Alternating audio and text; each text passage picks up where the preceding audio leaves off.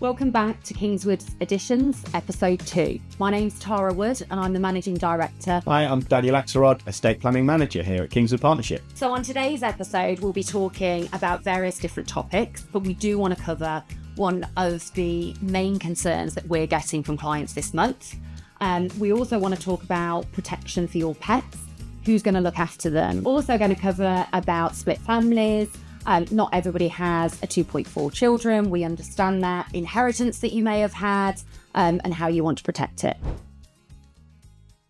So let's talk, Daniel, about this month's kind of biggest concern that we're getting from our clients. I think a lot of the concerns are often the same. Care, making sure children inherit, wanting to ensure that there's sort of bloodline planning in place for their families. We've had some really sad cases recently. The one that sticks out is a lady I did a sort of brief post about, and backstory was she was married, got children from a previous relationship that her husband had raised, but the husband wasn't the biological father. The husband had had a stroke and has essentially lost mental capacity. Sadly, will never recover, bar a miracle. And the lady was really worried about what actually is going to happen next. They'd got no wills, and a friend had told her, don't worry, you're married, it'll all sort itself out. Now, what she hadn't realised is the laws of intestacy would obviously affect if she died first, because ultimately she dies, it goes to him. Chances are they could lose the house to care if he's obviously in a care home, but ultimately there's then no guarantee of it coming back to the children because they're not his children. He's not got children, and it would have ended up with nieces and nephews that they'd not seen for 40 years. So that really stood out.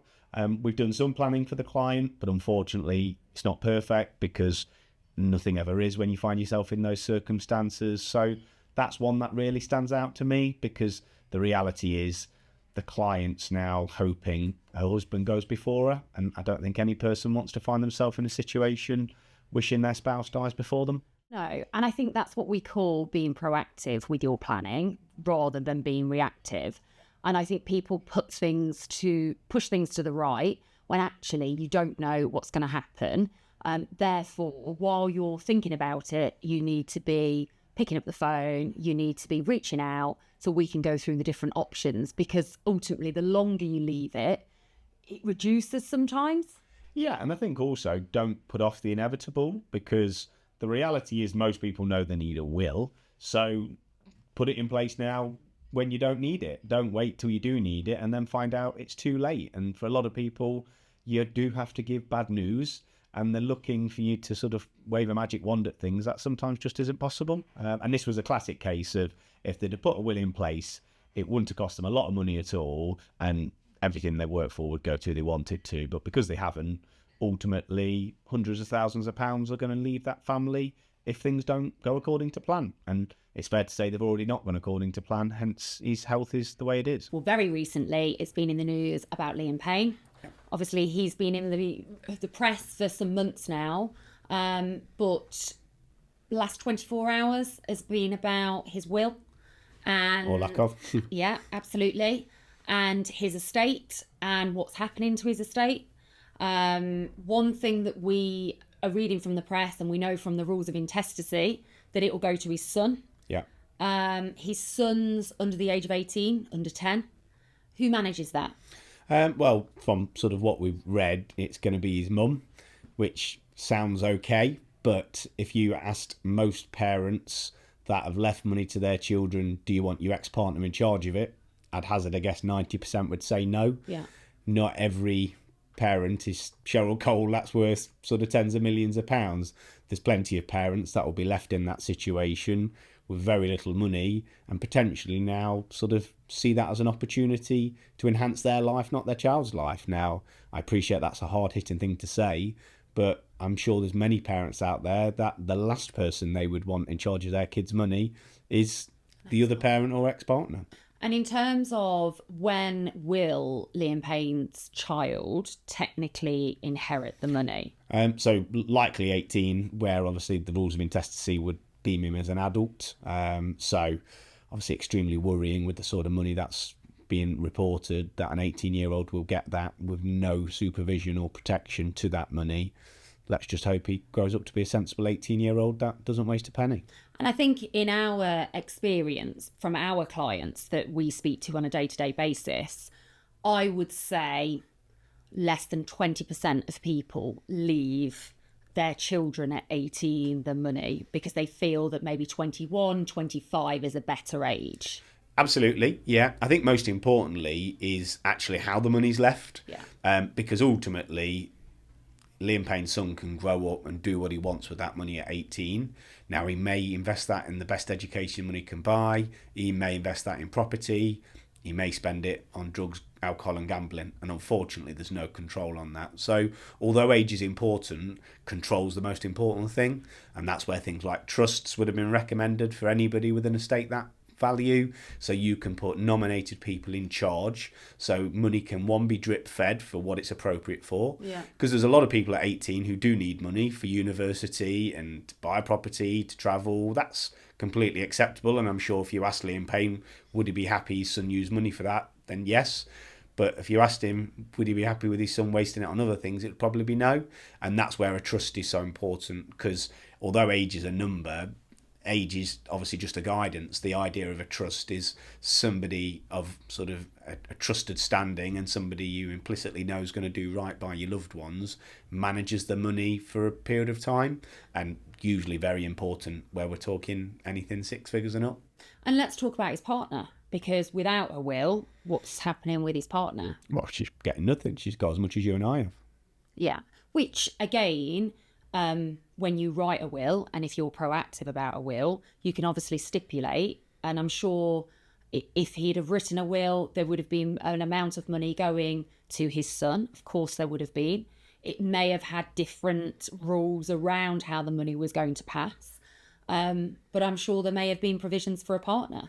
Yeah, but also watch this space, because what happens next is Cheryl now going to face a financial dependence claim because the partner didn't get anything. Now, the partner may obviously not want to claim and think she's lost the love of her life, she doesn't want to leave it. Or she might think, well, actually, we were living together, we were about to buy a property together, he should have made provision for me and he didn't. And as such, I'm going to go to court and try and get my pound of flesh. I guess we'll find out if that comes out in the sort of coming months and years, essentially. But whenever somebody's left out, there usually becomes obviously a legal case off the back of it, and that can be expensive, distressing, and the only winners are sort of those that are charging horrendous hourly rates to stand up in court and watch you argue it out. I think the key thing for me that I've taken when I was reading the article was the fact of an age. There's such a thing around that we all feel invincible, that nothing's going to happen to us. No. And wills are for old people. So you don't really think about making a will unless you've got a property, unless you're married, unless you've got children. But nobody knows what's going to happen. It is definitely the most important document that you're ever going to write, because you're definitely going to use it. Yeah. It's not just a piece of paper that's not going to be used. It will be used. But for me, this message has got to get out to our listeners that actually we don't know what's round the corner. If you have got an estate that you want to pass, whether that's money, whether that's property, whether you've got children and you want to provide guardianship, get a will. Yeah, and start your estate planning journey. I think for me, there's sort of going to be controversial here. There's such a hypocrisy to people. If you ask most people aged 30 to 50, do you have some form of life insurance? The answer will be yes, whether that's to cover a mortgage, whether that's to obviously provide for a loved one. If you ask that same group of people if you've got a will, they'll say no, because I'm not going to die. Well, why take out life insurance? And for what people spend on life insurance, I've got lots of life insurance, but I've also got a will as well. And what my life insurance cost me each year versus what a will would have cost me once is night and day. And I don't get why people think that way. So what do you think puts people off? Because that's the bit that I ask. We run the business that we run. We hear stories all day, every day about, people trying to be reactive to a circumstance or something that they've heard. Something's triggered them. Yeah. Yeah. And I think that's the key thing. Somebody will listen to us today and it will trigger them. Somebody will watch something on TV, it will trigger them. Yeah. Somebody will have read about Liam Payne, it will have triggered them. Yeah, absolutely. Why do you think, because I asked this question, why do you think people are put off by actually taking that first step and making that estate planning journey? I think because a lot of people are more sort of selfish than selfless, and a will is for somebody else, not for you. If it was something you were doing for yourself, you'd be straight to do it. And I'm sure if someone's pension advisor was to say, I've got one appointment tomorrow, and if you take it, I can double your pension returns this year. It doesn't matter what's in the diary, someone's going to clear it because it would mean a lot to them, because it's going to be a benefit to them. If you said to most people, I'm going to do your will for you tomorrow, clear your diary, I can't. I've got a doctor's appointment. I'm taking the grandkids out. I'm meeting a friend for coffee. I'll do it next week, and next week turns into next month. Next month turns into next year. People don't have that urgency because it's a tomorrow job that can wait till tomorrow. Unfortunately, tomorrow doesn't exist. We run out of them eventually. Yeah, and I think people, again, it comes back to that point that people think they're invincible. It's not going to happen to them. It's to the right. But I mean, just recently, I took a call from a local client that was quite matter of fact in terms of that she was dying of cancer. Yeah. She's got 2 young children. Yeah. Under the age of 10, and she wanted to make provisions. Now, her circumstances, she was very matter of fact. And there was an urgency there. There was a trigger that she needed to care for her 2 children. That was her main prerogative. It was something. And I guess her reality, it came sooner than, she was in her early 40s. And that is the reality, isn't it? Yeah, and again, it's you never know for sure. But in hindsight, when I reflect on, I obviously did that call, I think she would have wrote her will differently if she wasn't writing it because she knows she was going to need it very soon. And I dare say, in hindsight, there's decisions that she's made that she probably doesn't feel as comfortable with now as she would have done if she'd done it 5 years ago. Now, that's like anything in life. When you've got to make a decision about something you know you're going to need versus something you think might not happen, you'll probably give different answers.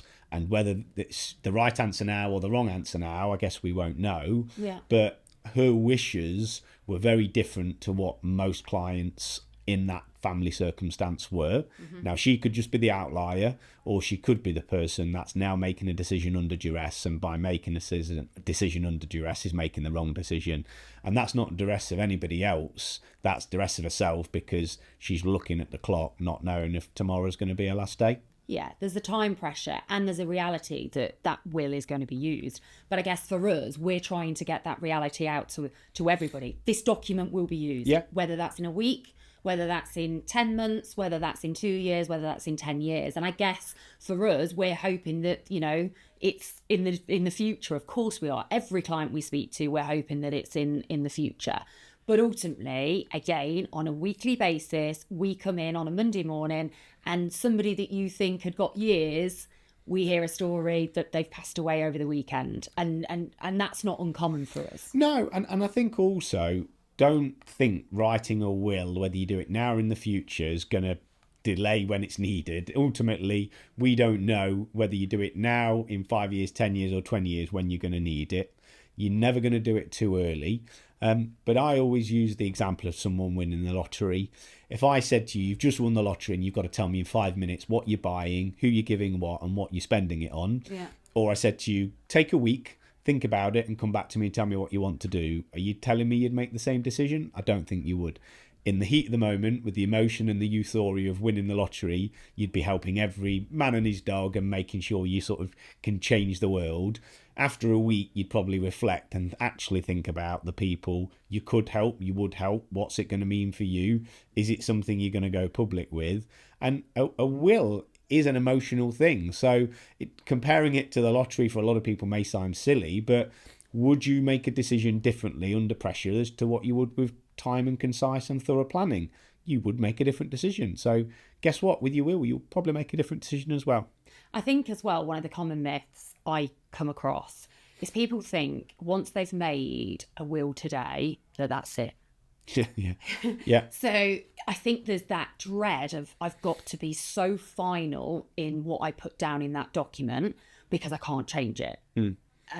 Now, I think something that us as a business, we are promoting on every single client that we speak to is that actually we want it to be a moving document. Yeah, I mean, I've had more wills than dogs, and I'm dog mad, because the reality is my circumstances change, I update my will. It's as simple as that. Yeah, and we make it easy to do that because we offer a service to do that. We offer, we welcome that. We don't see, we've said it on the previous episode, we don't see it as a transaction. We see it as an ongoing relationship. We know the circumstances change. And I guess that's the bit that I want to get across. Don't just think you write a will today and it is forever. No. You can change it. No, will's for tomorrow until it needs changing. Yeah. And also don't think if you did a will 30 years ago, then you don't need to worry, because I can assure you do. Yeah, absolutely. So you briefly mentioned about your pets. Yeah. And that you are pet mad. Yeah. Talk to me about, because this is something we either find that people want to look after their children. People that haven't got children, they are pet mad. Yeah. Talk to me what we can do in terms of writing in the will. What do we do? Yeah, so I think it comes back to what's your why. I'm married. I've not got children. Me and my wife are financially secure and obviously comfortable. But our biggest worry is if we both die tomorrow, what happens to our dogs? We love our dogs. We've got French bulldogs, which to anybody who knows the breed knows they're not cheap. And realistically, I don't trust my family to raise those dogs as I would raise those dogs. Yeah. Now, the reality is that's quite a hard-hitting thing. But my dogs cost me over £5,000 a year. They could both live another 10 years. Are you telling me someone's going to part with 50 grand to bring up my dogs? They're probably not. Well, I've made the provision for that in my will. Now, some people call me stupid. Some people call me sensible. But what nobody can say is I'm irresponsible, because that is the commitment if I die. Debts are covered, mortgages is covered, I've not got kids to worry about. If I was to die yesterday, the only liability I'm leaving behind is the cost of raising my dogs. So I've made provisions for it. And also who's having the dogs. So, absolutely, yeah. So almost like a guardianship clause that you would write in for children, you've done the same thing for your dogs. Yeah, absolutely. Because again, people fight over the craziest of things, and I'll never forget my mum said to me, who never let me have a dog in my entire life, if I died she'd want my dogs, and that came as a real surprise to me. The reason it came as a real surprise to me because she said it'd be the only part of me that was left. Now, clearly, from an emotional point of view, that's a really sort of somber thing to hear. But at the same time, she's never had a dog in her life. She wouldn't know where to start with raising 2 dogs. And unfortunately for her, mine are quite naughty. So what decision have you gone with? I'm intrigued. Who's looking after these dogs? So we've put my wife's parents in charge. They're dog mad themselves. They've had 3 dogs at once and sadly lost them recently. They have our dogs when we go on holiday, and it's a home away from home for them. So we've chose the people that is right for the dogs, not right for obviously their own sort of self morals or sort of doing it for the wrong reasons. Because you shouldn't have a dog just because it reminds you of your son. You should have a dog because you love a dog and it's part of the family. And I guess you and your wife have gone through that discussion. You both feel comfortable about what you've done. Now, again, I'll come back to that might change in the next couple of years. Yeah. It could change going forward. Therefore, your will can be reflected and changed. Yeah, I mean, it has actually changed because initially we were going to leave them to my mum, although it wasn't the best choice. We asked my wife's parents, and at the time they had 3 dogs. Well, 3 plus 2 is 5. That's quite a lot to ask somebody who lives in a 3-bedroom house to have 5 dogs. So at the time it wasn't practical. Sadly, my wife's parents have now lost their dogs and have got no dogs, and they're now the perfect candidate. So it will change as years go on. In another 5-10 years, both of our sets of parents will probably be too old to then have the dogs. So it will be another nominee. And that's the beauty of reviewing it and changing it. My will is written as if I go today. It's not as written as what my life might look like in 20 years' time. Because in 20 years' time, everybody around me could be different. My circumstances could be different. I could have sold up and spent the lot and nobody's bothered about what's left behind. My will is if I go tomorrow and not a day before. And I think that's a key message. If I'm, I do think that's a key message. because I think people worry about making a decision what life's going to look like in 5 or 10 years. I actually think if you asked a client, what do you want to happen if you went yesterday, or however you want to word it, we always say we don't want to tempt fate, but what you want to happen if you went tomorrow, I think that would take some of the pressure off and take some of the decision making out of it. Because I think people trying to think of the future, of where you're going to be, how your children are going to be, what income you're going to have, financial security, all of that, I think that's it's daunting. Absolutely. And it's near impossible to predict. That's like me saying, tell me where you're going to work in 20 years' time, or tell me where you're going to go on holiday on the 1st of January 2050. Who knows? Because where you like going today may be completely different in 25 years' time. So we hear a lot of clients wanting to do their own wills. Yeah. Yeah. Talk to me about the pitfalls and what can go wrong with a DIY will. I dare say what can go right, because from experience, not a lot. I don't know what the fascination with do-it-yourself wills are. Yeah. Go and see a do-it-yourself dentist, go and see a do-it-yourself doctor, or go and see a do-it-yourself financial advisor. They don't exist. Can you imagine trying to manage your pension funds on the stock market with everything going on in the world at the minute? You wouldn't know if you were coming or going. You wouldn't know if you'd made $1 million, lost $1 million, you even had a pension left. You wouldn't have a clue. You put it in the hands of a professional who tells you when you need to worry and when you don't need to worry, essentially.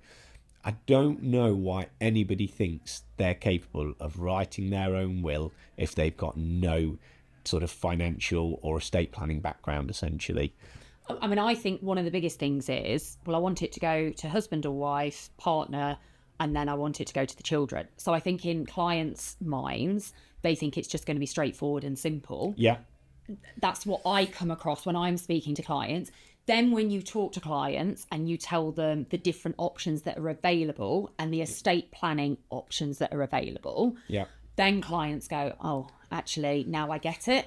Yeah, I mean, and also, again, it's just not understanding things. So 2 weeks ago, a DIY will would have cost a client £130,000 in inheritance tax. Now, let me tell you why. Simple circumstance, husband, wife, 3 kids, sounds really straightforward.